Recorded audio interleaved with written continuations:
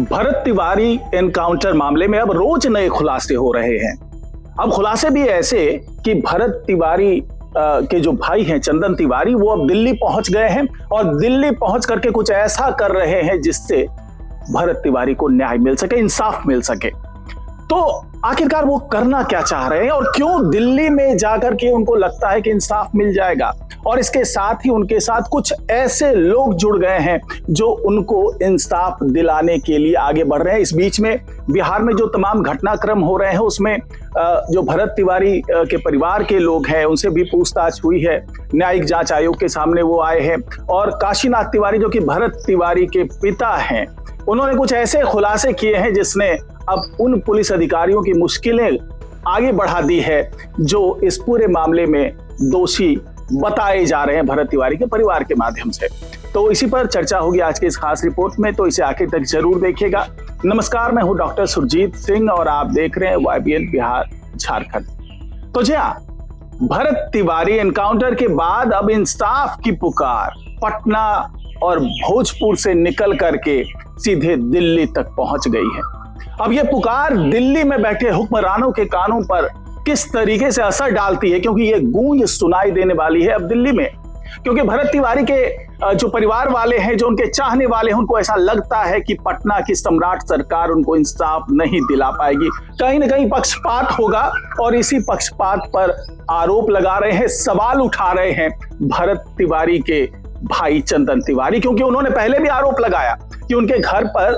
भोजपुर के जो SP हैं राज, वो पहुंचते हैं, उन्हें धमकाते हैं कि तुम्हारे भाई के साथ जो हुआ वो तुम्हारे साथ भी हो सकता है, इसलिए सारे ड्रामे नौटंकी बंद करो। अब भरत तिवारी के भाई चंदन तिवारी का ये कहना है कि अगर ये नौटंकी ही सही तो चलो ये नौटंकी दिल्ली में होगी। और दिल्ली में अब वो जंतर मंतर पर बैठ गए हैं, सैकड़ों समर्थकों के साथ, सैकड़ों चाहने वाले लोगों के साथ वो दिल्ली में जंतर मंतर पर बैठे हैं और आवाज सुनाई दे संसद तक, इसकी कोशिश में जुटे हुए हैं। अब किस तरीके से ये संसद तक आवाज पहुंचेगी और इस आवाज को पहुंचाने वाले लोगों में से कौन कौन लोग हैं जो उनके साथ खड़े हैं। तो उनके साथ खड़े जो कुछ लोग हैं उनमें खास तौर से पंकज त्रिपाठी, जो कि उनके बिलौटी गांव के ही रहने वाले हैं, बड़े समाज सेवक हैं, और जो पिछले दिनों महापंचायत का आयोजन किया गया था उन्हीं के माध्यम से कराया गया था। उसके बाद फिर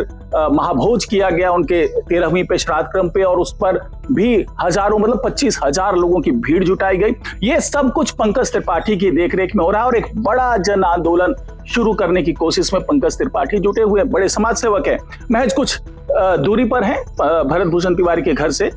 और दूसरे नंबर पर आते हैं अनिल मिश्रा, जो कि सुप्रीम कोर्ट में लॉयर हैं, वकील हैं और पूरे मामले की पैरवी कर रहे हैं, और उन्होंने भरत तिवारी के इंसाफ की आवाज को सुप्रीम कोर्ट तक पहुंचाया। वहां CBI जांच की मांग की गई, हालांकि सुप्रीम कोर्ट ने याचिका स्वीकार नहीं की, और ये जो मांग आगे बढ़ाई जा रही है वो सुप्रीम कोर्ट ने कहा कि आप हाई कोर्ट में जाकर के इस याचिका पर सुनवाई के लिए बताएं और वहां से आप सुनवाई करवा सकते हैं। तो कुल मिलाकर के अनिल मिश्रा जो है वो कानूनी किस तरीके से सलाह पहुंच पाए भरत भूषण तिवारी तक, ये सुनिश्चित करने का काम कर रहे हैं। क्योंकि भरत भूषण तिवारी एनकाउंटर के बाद जो इंसाफ की आवाज उठ रही है, उनके परिवार वालों की तरफ से जो इंसाफ की आवाज उठ रही है, उसको कानून किस तरीके से मदद कर सकता है, इसको सुनिश्चित करने का काम ये जो है अनिल मिश्रा कर रहे हैं। इसके अलावा अगर हम बात कर लें अनिल कुमार सिंह की, जो कि राष्ट्रीय संयोजक हैं करनी सेना के, तो वो भी पुरजोर कोशिश में जुटे हुए हैं, और दिल्ली में जो तमाम प्रदर्शन करने की बात हो रही है, धरना देने की बात हो रही है, वो सब कुछ इनकी देखरेख में हो सकता है। और इनके जो करनी सेना के कार्यकर्ता है वो भी वहां पहुंच रहे हैं, पंकज त्रिपाठी के साथ वाले लोग भी पहुंच रहे हैं, और अनिल मिश्रा जो कि दिल्ली में बैठे हुए हैं वो इस पूरे मुहिम को आगे बढ़ाने की कोशिश में जुटे हुए हैं। और कहा जा रहा है कि पूरे मामले का थिंक टैंक जो है वो यही अनिल मिश्रा है, और उन्होंने साफ तौर से ये कह दिया है चंदन तिवारी को कि जंतर मंतर पर ये आंदोलन जितना जोर पकड़ेगा उतना ही यहाँ पे एक तो सेंट्रलाइज जो मीडिया है, जो दिल्ली में बैठी हुई मीडिया है, वो इसको कवरेज देगी, दूसरा कोर्ट तक दबाव बनेगा, तीसरा संसद तक आवाज पहुंचाने में मदद मिलेगी, और हो सकता है कि जंतर मंतर से निकल करके ये आंदोलन संसद के बाहर तक पहुंचे। इसकी तमाम कार्य योजना जो है वो तैयार कर ली गई है, और चंदन तिवारी को तमाम सलाह मिल रही है, कानूनी सलाह से लेकर के जो जन आंदोलन का एक स्वरूप तैयार करने की कोशिश की जा रही है जंतर मंतर में, उसका भी अब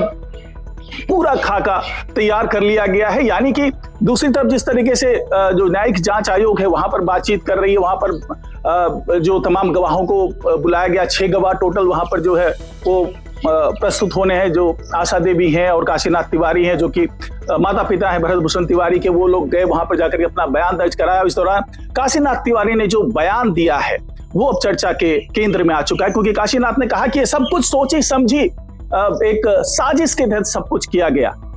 अब काशीनाथ तिवारी ने ऐसा क्यों कहा?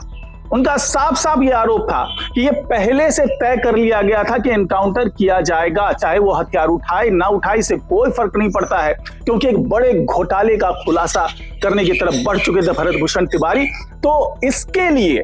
जो तमाम साजिशें की गई और उन साजिशों के तहत सब कुछ सुनियोजित तरीके से किया गया, क्योंकि काशीनाथ तिवारी ने कहा कि उन्हें पूरे दिन थाने में बिठा के रखा गया जो उधर एनकाउंटर चल रहा था। एनकाउंटर होने के बाद भी उन्हें छोड़ा नहीं गया।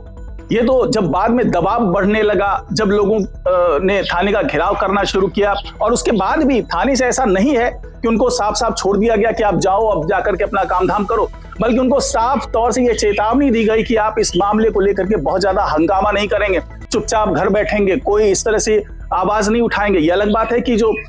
जमनिया गांव के जो 70 विस्थापित लोग थे उन लोगों ने इस पूरे आंदोलन को लीड किया, क्योंकि उन्हीं के हक की लड़ाई लड़ रहे थे भरत भूषण तिवारी, तो उन लोगों ने भी लीड किया। फिर जो बिलौटी गांव के लोग थे वो पहुंचे, मुखिया पहुंचे, उन्होंने पूरा जाम लगाया सड़क पे। उसके बाद से ये आंदोलन बढ़ता चला गया और अब भरत भूषण तिवारी की आवाज दिल्ली तक पहुंच रही है। आशा देवी ने भी कई खुलासे किए न्यायिक जांच आयोग के सामने। उन्होंने भी कह दिया है कि हमें धमकी दी जा रही है, हमें डराया जा रहा है, हमें धमकाया जा रहा है और कुल मिलाकर के हमारी आवाज को दबाने की कोशिश की जा रही है। लेकिन अब ये आवाज भोजपुर बिलौटी गांव से निकलकर पटना पहुंचा और पटना के बाद अब दिल्ली में इस आवाज को गुंजाया जा रहा है। वहां पे लोग पहुंचे हुए हैं। चंदन तिवारी इस पूरे आंदोलन को लीड कर रहे हैं और आने वाले दिनों में और भी बड़े मामले, बड़े खुलासे, बड़ी जो एक